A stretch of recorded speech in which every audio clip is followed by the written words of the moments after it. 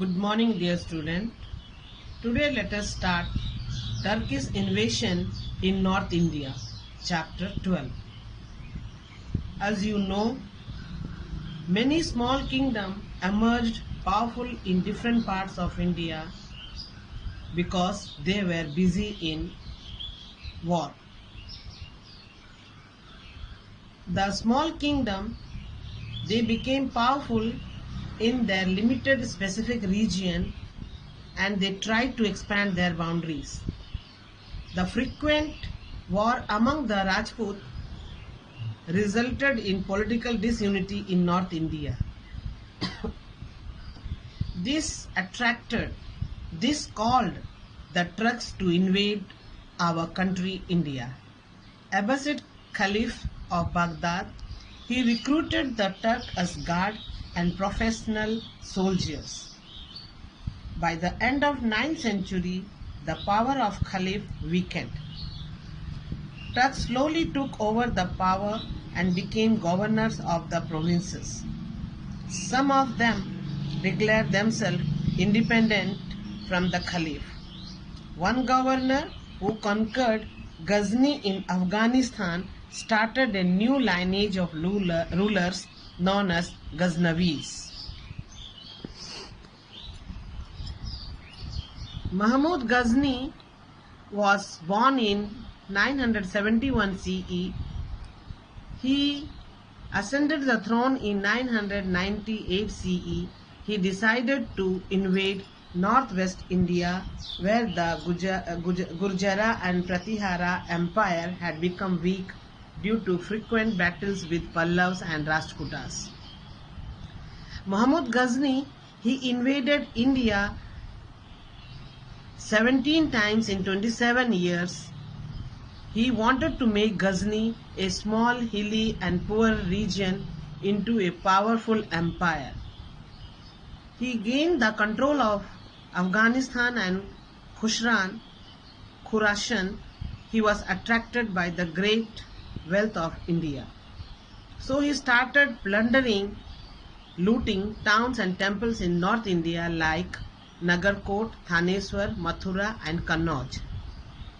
His most destructive attack was in Somnath temple in 1025 CE. This temple is situated on the sea coast of Gujarat. Rajput warriors put up stiff resistance but lost the battle. Mahmud broke the idol of Somnath and looted property worth 20 million rupees. Some historians are of opinion that the main objective of Mahmud Ghazni was to propagate Islam and gain popularity among Muslims. Mahmud's invasion exposed the weakness of Indian ruler. Lack of unity, they fought among themselves, and this paved the way for the establishment of Muslim rule in India. Trade interest also attracted many Muslims to settle in India. They came India and they settled in India. This period also saw the development of close cultural interaction between India and Islamic Central Asia. But Mahmud's destruction of valuable and artistic temples and idols was a great loss to Indian heritage. Muhammad Ghazni is remembered as a plunderer of towns and temples in India.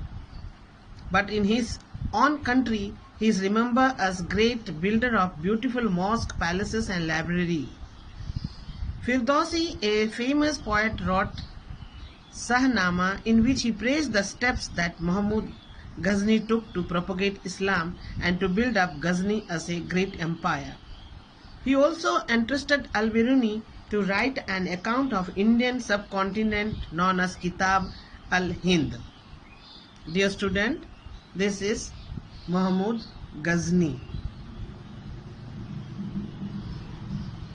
Now let us study about Muhammad Ghori, who was the ruler of small kingdom of Ghor in Afghanistan. He conquered Ghazni. He placed it under the charge of his brother and decided to turn his attention toward India to expand his empire, unlike Muhammad Ghazni, whose main aim was for invading India to loot the great wealth of India. The credit of founding Muslim empire in India goes to Muhammad Ghori. He occupied Peshawar, Lahore, Sindh. He was defeated in the first battle of Tarain by Prithviraj Chauhan, but was victorious in the second battle of Tarain and took over Delhi and Ajmer. His dream of establishing an Islamic empire would have been incomplete without conquering Kannauj. A fierce battle took place between Muslims and Rajput. The power of Rajput was crushed. King Jaichand was defeated and Muhammad Ghori occupied Kannauj and Benares. Muhammad Ghori did not have a child of his own. He put his territories under the charge of his trusted slave and general Qutbuddin Aibak. The disunity among Indian rulers and the caste system was the main cause of success of Ghori, and he defeated the Indian rulers. The common people were dissatisfied. They had no contact with the rulers. Some Rajput rulers also helped Turks against their country. The feudal system where the landowner were very powerful. They weakened the power of king. Ghori's army was well equipped. They were having all modern equipments, arts, and his campaign was properly planned. The Muslim armies moved swiftly on their horses as compared to the armies of Indian rulers who were using old method of war equipment and elephants. The elephants were not so much help during the war as many times. They turned their wrath on their own forces. Dear student, this is Muhammad Ghori, who wanted to establish a Islamic empire in our country. He was the first person who established Islamic empire in India. Dear student, this is very short chapter. These are the key words. You do write in your copy.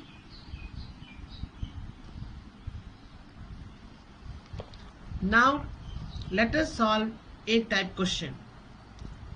The first Muslim invasion in India was led by Mahmud of Ghazni.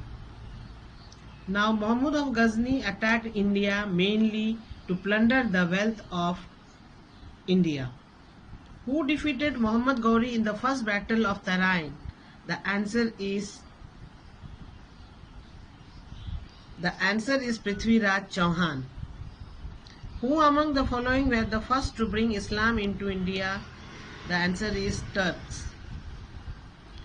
The trusted slave and general appointed as deputy of Indian territories by Muhammad Ghori was Qutbuddin Aibak. Now, fill in the blanks. Wars among Rajput resulted in political instability. Turks were recruited as guards by the Caliph. Ghazni's most destructive attack was on Somnath temple in 1025 CE. Muhammad Ghori was defeated by King Prithviraj Chauhan. Indian society was based on caste. Now true false. Muhammad Ghazni invaded India 17 times. True. Many Muslims settled in India due to their trade interest. True. Muhammad Ghori was defeated in both the Battle of Tarain. False. Muhammad Ghori conquered Kannauj and Benares. True. Muhammad Ghori had 3 children. False. Now let us solve D type question. What attracted the Turks to India? The answer is wars among Rajput rulers resulted in political disunity, attracted the Turks to India. Second question is, write any 2 main features of Turks. Turks were the professional soldiers. They weakened the power of Caliph. Third question, list the places that were invaded by Muhammad Ghazni in India. Muhammad Ghazni in India invaded Nagarkot, Thaneswar, Mathura and Kannauj. Question number 4. Name the ruler who is credited with laying the foundation of Muslim empire in India. The credit of laying the Muslim empire in India goes to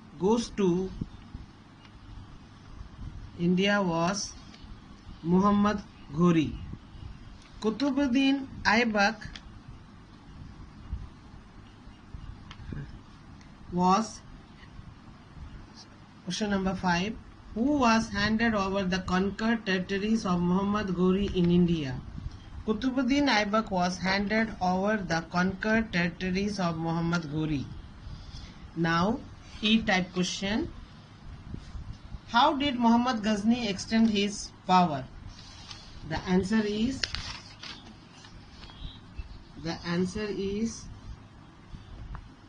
Muhammad Ghazni extended his power by plundering towns and temples.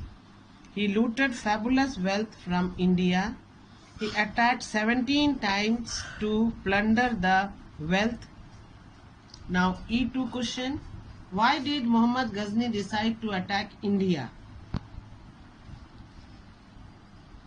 Muhammad Ghazni decided to attack India to make a small, hilly and poor kingdom into a powerful empire. Now question number 3. Narrate the main effects of invasion of Muhammad Ghazni. It exposed the weakness of Indian rulers. It paved a way for the establishment of rule of India.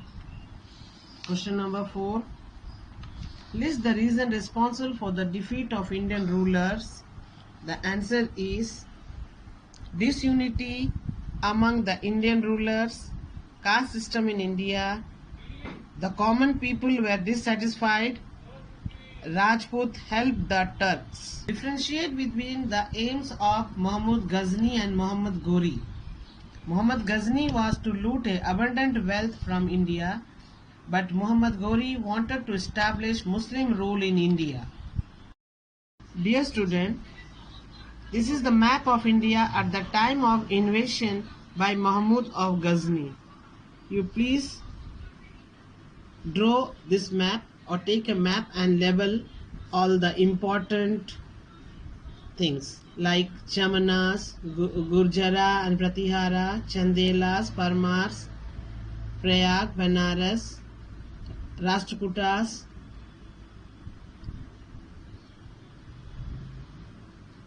that much.